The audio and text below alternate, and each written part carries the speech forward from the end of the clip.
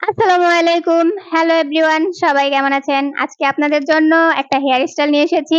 খুব সহজে কিভাবে আপনারা পেখম করবেন এবং পুলিং সিস্টেমের মাধ্যমে হেয়ার স্টাইল করবেন।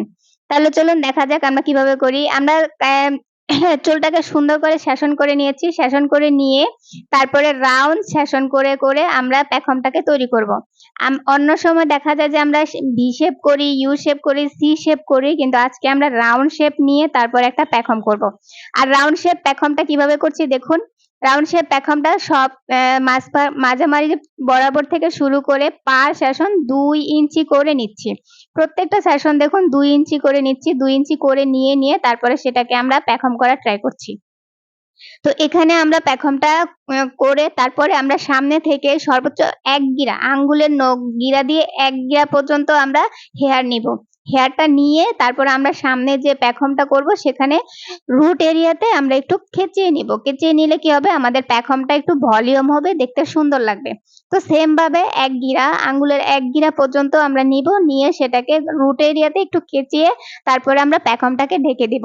আর পেখমটা যত সুন্দর হবে হেয়ার স্টাইলে কিন্তু আমাদের তত সুন্দর চলে আসবে। তো দেখো আমি কিভাবে নিয়েছি, পিছন সাইডে নিয়ে ২ আঙ্গুলের মাঝাবরি বরাতে নিয়ে তারপরে আমরা ক্লিপ দিয়ে আটকে দিব। খুব বেশি ক্লিপ ইউজ করছি না। দেখো আমি কয়টা ক্লিপ ইউজ করছি, ২ পাশ থেকে ২ টো আর মাঝখানে ১ টা। এই বরাবর নিয়ে আমরা ৩ টা ক্লিপ দিয়ে সেটআপ করে নিয়ে নিব। এরপর আমরা ফ্রন্ট সাইডে চলে আসব। ফ্রন্ট সাইডে করার জন্য আমরা আজকে রুলিং যে লাইন সিস্টেম নিয়ে যে আমরা কাজটা করি আমরা সেটা করব। লাইনস ক্রিয়েট করব আমাদের হেয়ারে। দেখো আমি প্রত্যেকটা সেশন নিচ্ছি, নিয়ে রুট এরিয়াতে কেচিয়ে তারপরে আমি শাইনিং স্প্রে দিচ্ছি, যাতে করে আমাদের হেয়ারটা ভলিউমটা সুন্দর হয়, লাইনগুলো যেন সুন্দর উঠে।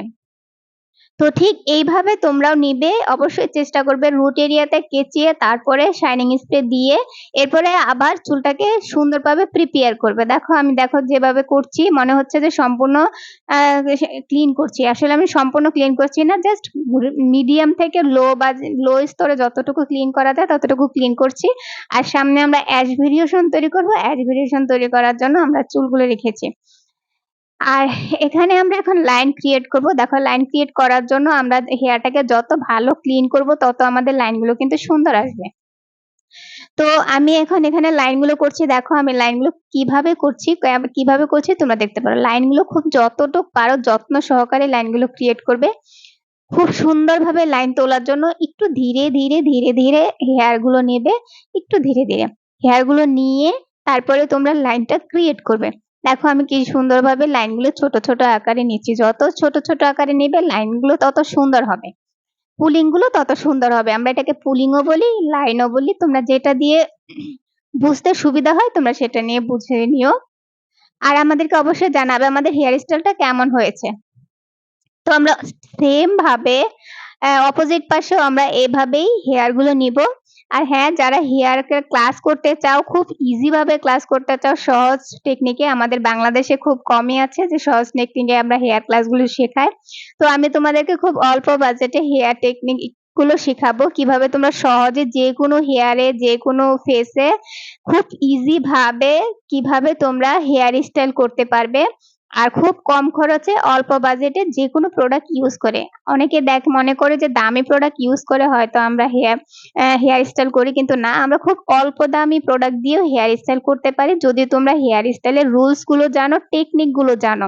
যদি টেকনিক গুলো জানা থাকে, রুলস গুলো জানা থাকে, তাহলে তোমরা যেকোনো হেয়ার স্টাইল করতে পারবে। তো যারা হেয়ার স্টাইলের ক্লাস করতে চাও তারা আমাদের সাথে অবশ্যই যোগাযোগ করবে। আমাদের ঠিকানা জয়দেবপুর বাজার, গাজীপুর, ঢাকা, বাংলাদেশ।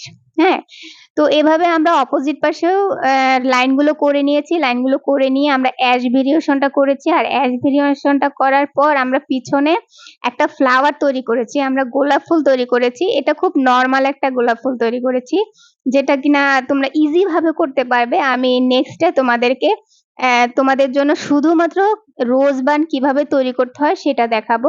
এটা যারা একদম বিগিনার তাদের জন্য আমি করেছি, যেন ইজি ভাবে বোঝা যায়, সহজভাবে তোমরা বুঝতে পারো।